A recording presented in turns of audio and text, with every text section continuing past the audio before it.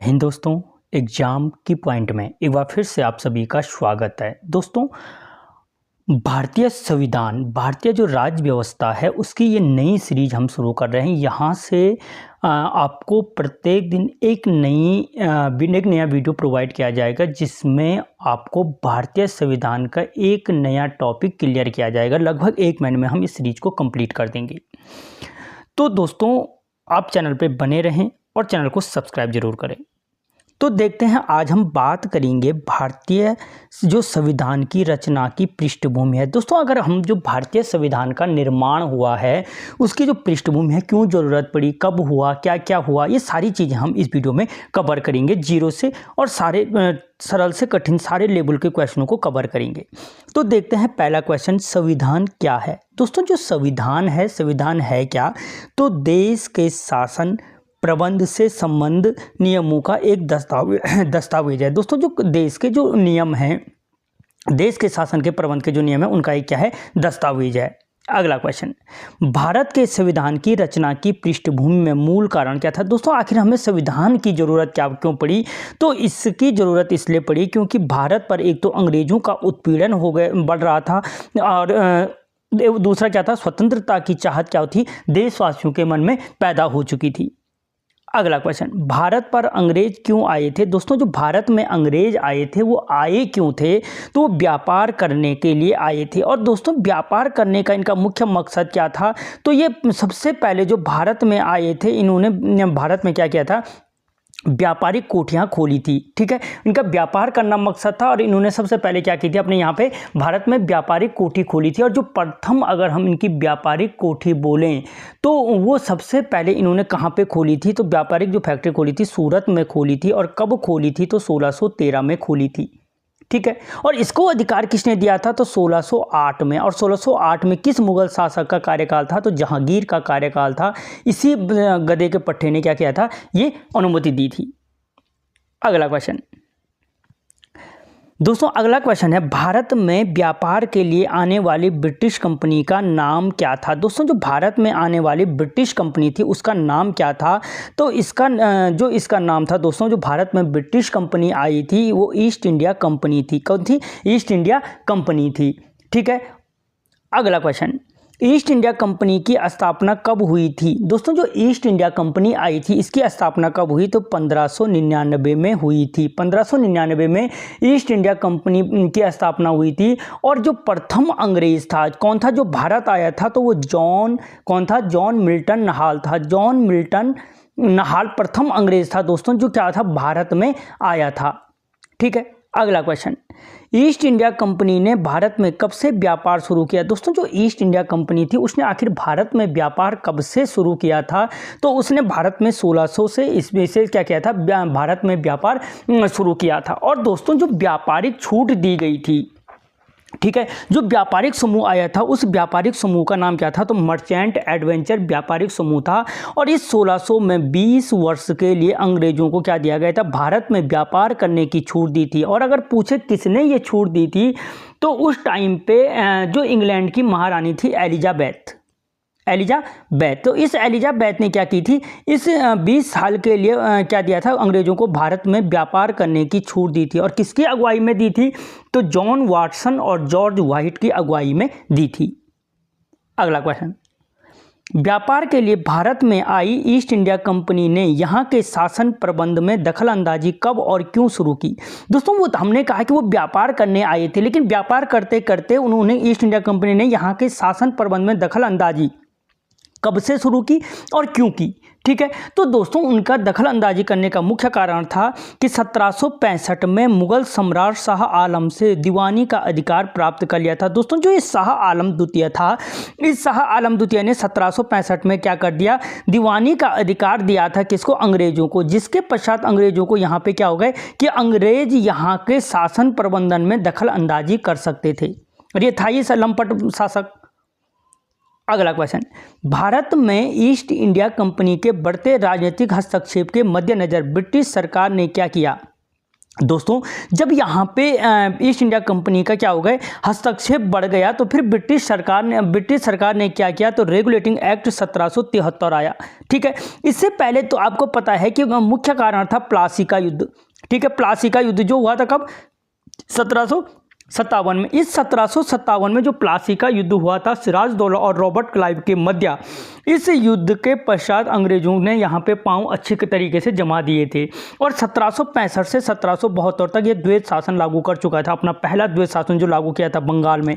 ठीक है, इसी 7 साल को दोस्तों भारत की लूट कहा जाता है। अगर पूछे भारत की लूट किसको कहा जाता है, तो 1765 से 1772 के बीच जो रॉबर्ट क्लाइव ने बंगाल में द्वैत शासन लगाया था उसे भारत की लूट कहा जाता है। ठीक है, और हस्तक्षेप करने का अधिकार कब से दिया, तो रेगुलेटिंग एक्ट 1773 के द्वारा मिला। अगला क्वेश्चन, रेगुलेटिंग एक्ट 1773 को भारत का प्रथम लिखित संविधान किसने कहा था, तो दोस्तों जो रेगुलेटिंग एक्ट 1773 था इसे भारत का जो प्रथम लिखित संविधान कहा था वो LR बाली ने कहा था। बाली याद रखना आप, बाली बाकी सारा क्वेश्चन का सुग्रीव निकल जाएगा। ठीक है, LR बाली ने क्या किया था, कहा कि 1773 का जो ये रेगुलेटिंग एक्ट है ये भारत का प्रथम लिखित संविधान है, क्योंकि इसी संविधान के पश्चात आपको पता है कि जो बंगाल का गवर्नर था उसके बंगाल के गवर्नर के अधीन एक तो मद्रास किया गया, ठीक है, बंगाल ऑलरेडी था, और एक मुंबई को किया गया। इन तीनों प्रांतों को इसके अधीन किया गया था। इसी 1773 रेगुलेटिंग एक्ट के द्वारा, ठीक है, क्या ये किया गया, और क्या किया गया, पहला जो गवर्नर था बंगाल का, जो पहला गवर्नर था, उस बंगाल का जो पहला गवर्नर था, क्या नाम था उसका, वॉरेन हेस्टिंग को बंगाल का पहला गवर्नर घोषित किया गया। इसी रेगुलेटिंग एक्ट के द्वारा यहाँ पे क्या किया गया था, 1774 में कलकत्ता उच्च न्यायालय की स्थापना की गई थी। ठीक है, जो कलकत्ता में क्या था, सर्वोच्च न्यायालय था, उसकी स्थापना की गई थी, जिसका प्रथम जो जज था कौन था, लॉर्ड एंजिला इम्पे था। ठीक है, तो दोस्तों ये सारे फैक्ट हैं इससे संबंधित, आप डीपली पढ़ते जाओ, पूरी सीरीज कवर होगी। किस एक्ट के अंतर्गत यूरोप के ईसाई धर्म प्रचारकों को भारत में धर्म प्रचार करने की छूट दी गई, दोस्तों वो कौन सा एक्ट था जिसके द्वारा यूरोप के ईसाई जो धर्म प्रचारक हैं उनको भारत में धर्म प्रचार करने की छूट दी गई, तो चार्टर एक्ट 1813 के अधीन दिया गया। जो चार्टर एक्ट 1813 के अधीन था उसके अंतर्गत क्या दिया गया, कंपनी के ईसाई धर्म प्रचारकों को छूट दी गई, और यही वो चार्टर एक्ट था जिसके द्वारा कंपनी का व्यापारिक एकाधिकार को समाप्त किया गया था। मोस्ट इंपॉर्टेंट क्वेश्चन है कि किस अधिनियम के द्वारा कंपनी के व्यापारिक अधिकार को समाप्त किया गया, तो चार्टर एक्ट 1813 के द्वारा समाप्त किया गया था। अगला क्वेश्चन, किस एक्ट के अंतर्गत ब्रिटिश शासन ने ईस्ट इंडिया कंपनी के व्यापारिक एकाधिकार को पूर्णतः समाप्त कर दिया था, दोस्तों वो कौन सा एक्ट था जिसके द्वारा, अभी बोला मैंने व्यापारिक समाप्त किया गया था, तो वो चार्टर एक्ट कौन सा था पूर्णतः जिसमें समाप्त किया गया था, दोस्तों होना नहीं तो चार्टर एक्ट 1833 था। लेकिन यूके एसएससी एक बार इस क्वेश्चन को पूछ चुका है, यूके एसएससी, और इसने इसका उत्तर चार्टर एक्ट 1813 को माना था, क्योंकि यहाँ पे व्यापार एकाधिकार तो समाप्त किया गया था, लेकिन इसमें एक शर्त थी कि चीन के साथ व्यापार और जो चाय का व्यापार है, ठीक है, ये दोनों क्या करेगी, केवल कंपनी ही कर सकती है। एक तो चीन के साथ व्यापार और दूसरा चाय का व्यापार ये कंपनी करेगी। लेकिन जो ये शर्त थी इसको भी जो समाप्त किया गया वो चार्टर एक्ट 1833 के द्वारा किया गया।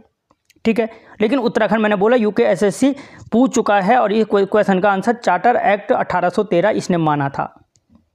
अगला क्वेश्चन, किस अधिनियम के अंतर्गत भारत के शासन का उत्तरदायित्व ईस्ट इंडिया कंपनी से हटाकर सम्राट या सम्राज्ञी को हस्तांतरित किया गया, दोस्तों वो कौन सा अधिनियम था जिसके द्वारा जो भारत के शासन का उत्तरदायित्व है वो सम्राट या ब्रिटेन की महारानी को दिया गया, सीधी सी बात है, तो वो भारत सरकार अधिनियम 1858 था। ये भारत सरकार अधिनियम 1858 ही वो अधिनियम था जिस अधिनियम के द्वारा, ठीक है, क्या किया गया कि बंगाल के जो गवर्नर था, जो भारत का गवर्नर था, भारत के गवर्नर को क्या किया गया, वाइसराय कहा जाने लगा, वाइसराय कहा जाने लगा। ठीक है, और भारत का अंतिम गवर्नर कौन था, लॉर्ड कैनिंग, और बंगाल का अंतिम गवर्नर भी लॉर्ड कैनिंग था, और भारत का प्रथम वायसराय भी कौन था? लॉर्ड कैनिंग को भारत का वायसराय भी कहा जाता है, जो बाद में क्या करता है? कर प्रणाली को लागू करता है, भारत का प्रथम बजट शुरू करता है, ठीक है, आयकर की, वही कर प्रणाली आयकर की शुरुआत करता है, इसलिए आयकर का जनक भी क्या कहलाता है? लॉर्ड कैनिंग को कहा जाता है। अगला क्वेश्चन, ब्रिटेन के महारानी ने भारतीय शासन का पूर्ण दायित्व अपने हाथों में लेने की घोषणा की थी। दोस्तों, जो ब्रिटेन की महारानी थी उसने भारतीय सत्ता को पूर्ण रूप से अपने हाथों में लेने की घोषणा कब की? तो 1 नवंबर 1858 को की थी। भारत में विदायन के क्षेत्र में विकेंद्रीकरण की नीति कब शुरू हुई? दोस्तों, जो भारत में विदायन के क्षेत्र में विकेंद्रीकरण की जो नीति शुरू हुई थी वो शुरू हुई थी 1861 अधिनियम के द्वारा। 1861 का एक अधिनियम आया दोस्तों, जहां पे विकेंद्रीकरण का शुरुआत हुई, और इसी के द्वारा आईपीएस जो भारतीय दंड संहिता है उसकी भी शुरुआत हुई थी। इसी के द्वारा वायसराय को अध्यादेश जारी करने की शक्ति दी गई। देखो, वायसराय को अध्यादेश जारी करने जो 123 में कौन देता है? राष्ट्रपति देता है, और 123 और 213 में कौन देता है? राज्यपाल जो अध्यादेश जारी करता है। उसी प्रकार का जो अध्यादेश था वो वायसराय को अगर पूछा है अध्यादेश जारी करने की शक्ति किस अधिनियम के आधार पर दी गई, तो 1861 के भारतीय परिषद अधिनियम 1861 के आधार पर दी गई थी।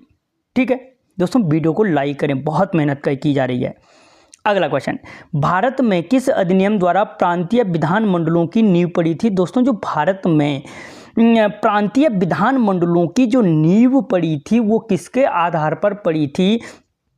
तो वो पड़ी थी भारतीय परिषद अधिनियम 1861 के द्वारा। ठीक है, इसकी पूरी कहानी मैं आपको बता चुका हूं। अध्यादेश जारी करना हो, विकेंद्रीकरण हो, भारतीय दंड संहिता हो, ये सारी शुरुआत की गई थी। अगला क्वेश्चन, इंडियन नेशनल कांग्रेस की स्थापना कब हुई? दोस्तों, जो इंडियन नेशनल कांग्रेस की जो स्थापना हुई थी वो हुई थी 1885 में। कब हुई थी? 1885 में। और तारीख पूछे तो 28 दिसंबर 1885 में हुई थी। हुआ क्या था कि लॉर्ड डफरिन वायसराय था, और जिसका कार्यकाल 84 से 88 के बीच था। इसने ह्यूम को नियुक्त किया और उसने कहा कि भारतीय समझदार लोगों का एक संघ बना। इसने भारतीय समझदार लोगों का एक संघ बनाया था, और इस संघ को अपने फायदे के लिए यूज करने के लिए बनाया गया था। लेकिन जो दादा भाई नेहरू हैं वो इस नेशनल को क्या था, इसका नाम क्या था? Indian national Congress. इंडियन जो नेशनल कांग्रेस थी, इसको जो नेशनल कांग्रेस बनाता है, ठीक है, INU क्या था यार? इंडियन नेशनल, हाँ, इंडियन नेशनल यूनियन इसका नाम था। इसके भारतीय राष्ट्रीय कांग्रेस जो बनाता है दादा भाई नेहरू जी बनाते हैं। और कब बनाते हैं? तो 1892 में इसको बनाते हैं। ठीक है, दादा भाई नेहरू जी इसके दूसरे अध्यक्ष भी थे और प्रथम गैर हिंदू अध्यक्ष भी थे। अगला क्वेश्चन, इंडियन नेशनल कांग्रेस के संस्थापक कौन थे? तो दोस्तों, जो इंडियन नेशनल कांग्रेस के संस्थापक थे एओ ह्यूम थे, अभी बोला मैंने, जिसने डफरीन के कार्यकाल में, एक डफरीन बेवकूफ़ आदमी, डफर आदमी था, उसके कार्यकाल में, डफरीन के कार्यकाल में स्थापना की थी। अगला क्वेश्चन, इंडियन नेशनल कांग्रेस के प्रथम अध्यक्ष कौन थे? तो दोस्तों, इंडियन नेशनल कांग्रेस के जो प्रथम अध्यक्ष थे वो अध्यक्ष थे WC बनर्जी, और जिनका प्रथम अधिवेशन कहाँ हुआ था? तो मुंबई में हुआ था। ठीक है, कब हुआ था? तो 1885 में हुआ था। अगला क्वेश्चन, इंडियन नेशनल कांग्रेस का पहला अधिवेशन कब हुआ था? वही क्वेश्चन आ गया कि इंडियन नेशनल कांग्रेस का, तो 28 से 30 दिसंबर 1885 को हुआ था। अगला क्वेश्चन, कौन सा एक्ट मौले मिंटो सुधार के लिए प्रसिद्ध है? दोस्तों, जो मौले मिंटो सुधार के लिए प्रसिद्ध एक्ट है वो कौन सा एक्ट है? तो भारतीय परिषद अधिनियम 1909 है। मौले मिंटो सुधार अधिनियम भी इसे कहा जाता है। और ये मौले मिंटो सुधार अधिनियम आखिर था क्या? तो इस अधिनियम के द्वारा ही जो मुसलमान थे, इन मुसलमानों को अलग निर्वाचन मंडल दिया गया और मतदान का विशेष अधिकार दिया गया। ठीक है, तो गांधी जी ने इसी अधिनियम को भारत का सर्वनाश अधिनियम कहा था। अगर पूछा जाए कि गांधी जी ने भारत का सर्वनाश अधिनियम किसे कहा था, तो भारतीय परिषद अधिनियम 1909 या मौले मिंटो सुधार अधिनियम 1909 को कहा था। ठीक है, अगला क्वेश्चन, ब्रिटिश सरकार की ओर से तत्कालीन secretary of state for India Montagu ने भारत में उत्तरदायी शासन स्थापित करने संबंधी वक्तव्य कब दिया था? तो दोस्तों, जो ये वक्तव्य दिया गया था, ये वक्तव्य कब दिया गया था? तो ये दिया गया था दोस्तों 20 अगस्त 1917 को। ठीक है, अगला क्वेश्चन, भारत शासन अधिनियम 1919 किसकी रिपोर्ट पर आधारित था? दोस्तों जो भारत शासन अधिनियम 1919 था ये किसकी रिपोर्ट पर आधारित था? तो ये भारत में संवैधानिक सुधार संबंधी मोंटेग्यू की रिपोर्ट पर आधारित था। और मोंटेग्यू चेम्सफोर्ड अधिनियम कब बना था? ये 1919 में बना था। 1919 में बना था मोंटेग्यू चेम्सफोर्ड अधिनियम। ठीक है, और इसी के द्वारा क्या किया गया था? प्रांतों में द्वैध शासन लगा था। कुल कितनी बार? 3 बार द्वैध शासन लगा। सबसे पहले बता चुका हूं मैं 1765 में लगा था, जो 72 तक, जिसे भारत की लूट कहते हैं।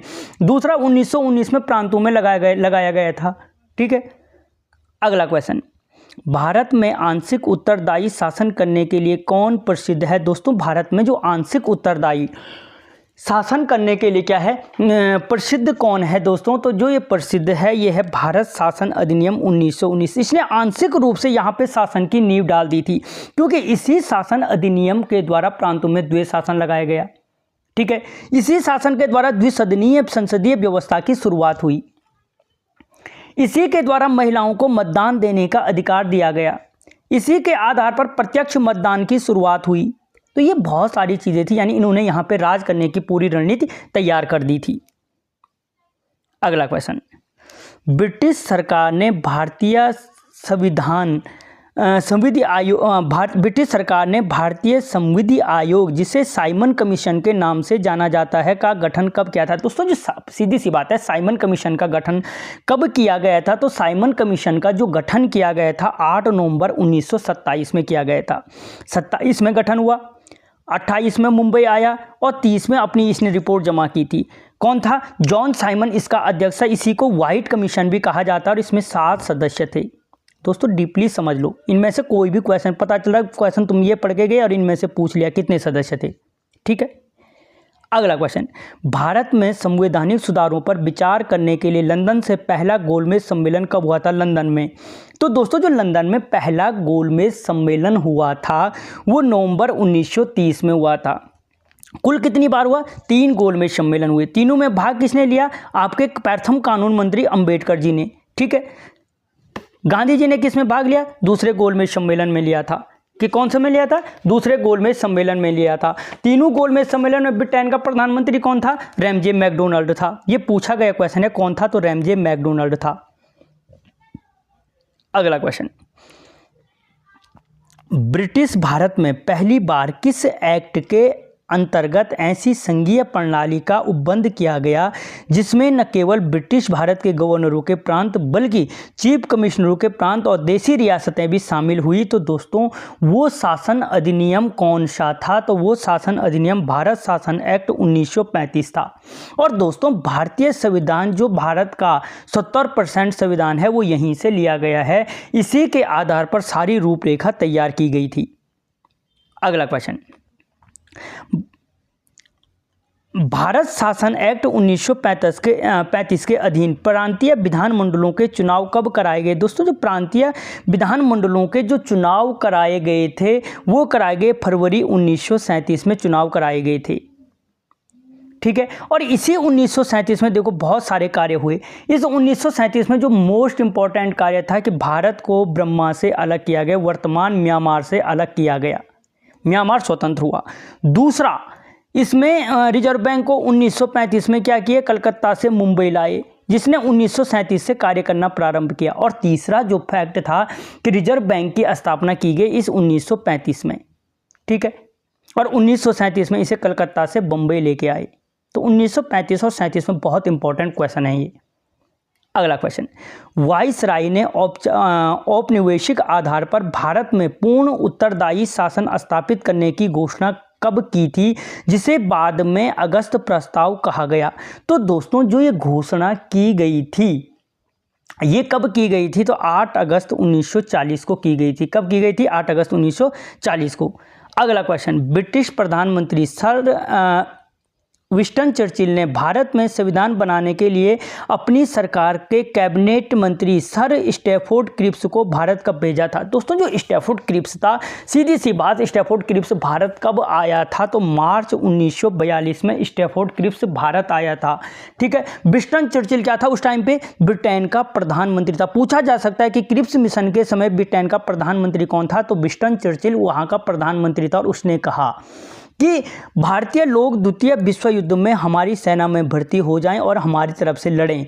हम इससे दो चीज़ करेंगे, एक तो भारत में संविधान सभा का निर्माण करेंगे और दूसरा विदेशी आक्रमण से भारत की रक्षा करेंगे। लेकिन दोस्तों वहाँ पे गांधी जी ने उसे पोस्ट डेटेड चेक कहा, नेहरू जी ने उसे डूबते बैंक की बात की तिथि का चेक कहा। नेहरू जी ने कहा तुम खुद ही डूब रहे हो, तुम हमें क्या आज़ाद करोगे।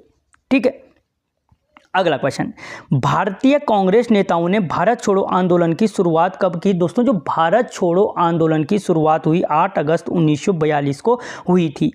किसके पास, या पूछा जा सकता है कि किस मिशन के पश्चात भारत में भारत छोड़ो आंदोलन की शुरुआत हुई थी, तो वो क्रिप्स मिशन था जो 23 मार्च 1942 को बना था और उसी के पश्चात क्या हुआ था, भारत छोड़ो आंदोलन की शुरुआत हो गई थी। अगला क्वेश्चन दोस्तों, वायसराय लॉर्ड वोवेल ने भारतीय नेताओं को शिमला में वार्ता के लिए कब आमंत्रित किया। दोस्तों जो लॉर्ड वोवेल ने भारतीय नेताओं को शिमला में आमंत्रित किया था 25 जून 1945 को किया था। इसके बाद जब बात नहीं बनी तो उसके बाद शिमला में वार्ता की गई 1945 में। अगला क्वेश्चन, ब्रिटिश प्रधानमंत्री एटली ने भारत को स्वतंत्रता देने की घोषणा कब स्वीकार की। दोस्तों आखिर ब्रिटेन के जो प्रधानमंत्री था क्लीमेंट एटली, उसने स्वतंत्रता देने की घोषणा कब स्वीकार की कि हाँ हम स्वतंत्र करेंगे। 15 मार्च 1946 को उसने कहा कि अब हम तुम्हें स्वतंत्र कर देंगे। क्वेश्चन दोस्तों, 23 मार्च 1946 को ब्रिटिश प्रधानमंत्री एटली ने अपनी सरकार के 3 मंत्रियों Lord Pethick Lawrence, Stafford Cripps और एवी अलेक्जेंडर को भारतीय नेताओं एवं राजनीतिक दलों से विचार विमर्श करने के लिए भेजा था। इस मिशन को क्या नाम दिया गया। दोस्तों जो ये मिशन था, इस मिशन को क्या नाम दिया गया था, तो इसे दिया गया था कैबिनेट मिशन 1946।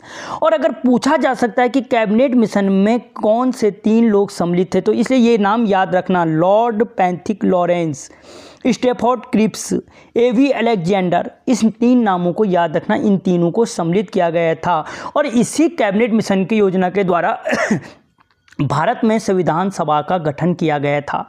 ठीक है, जिनमें से 389 सदस्य थे और इन 389 सदस्यों में से 296 सीटों पर चुनाव हुए थे। अगला क्वेश्चन, प्रथम अंतरिम सरकार की घोषणा कब की गई। दोस्तों जो प्रथम अंतरिम सरकार थी उसकी घोषणा कब की गई, तो उसकी घोषणा 24 अगस्त 1946 को की गई थी। 24 अगस्त 1946 को बोला गया कि अब नई सरकार का गठन किया जाएगा, घोषणा की। लेकिन जो नई सरकार गठित की गई वो 2 सितंबर 1946 को की गई थी। अगला क्वेश्चन, अंतरिम सरकार का गठन कब किया गया, वही हो गया अंतरिम सरकार का गठन कब किया गया, तो दोस्तों 2 सितंबर 1950 को जो अंतरिम सरकार थी वो भारत की अंतरिम सरकार का गठन किया गया। ठीक है, अगला क्वेश्चन,